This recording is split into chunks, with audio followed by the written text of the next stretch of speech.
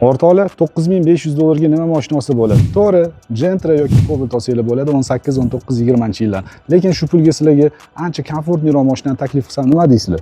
Bizda sotuvda Tracker 1 avtomobili 2019-yilda ishlab chiqarilgan, komplektatsiya Premier avtomat korobkada. Rangiga e'tibor berasizlar, rangi ham olov bo'lib turibdi. Mashinani probegi 113 ming kilometr.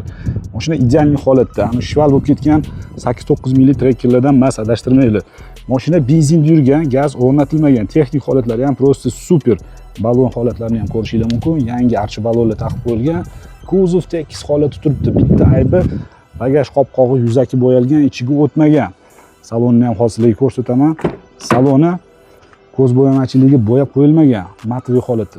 Естественно, o'zi matviy bo'lib turibdi, ko'rishingiz mumkin. Sidinyalarning holatini ko'ringlar, dog' bo'lib ketmagan, cho'kib qolmagan, akkuratniy, juda ham akkuratniy salon. Rul holatlari hech qanaqa hidi, sasib ketmagan, hidi yo'q. Mashinaning holati zo'r. Olasizlar, maza qilib haydaysizlar. Действительно zo'r mashina. Zo'rini zo'r deymiz. Aybi bo'lsa har doim gapiramiz. Narxi 9500 dollar. Mashina faqat naqd pulga sotiladi. Telefon raqamlarini pastda qoldiramiz. Aloqaga chiqinglar, kelinglar, ko'ringlar, baraka qilib olib ketinglar. Manzil Toshkent shahar.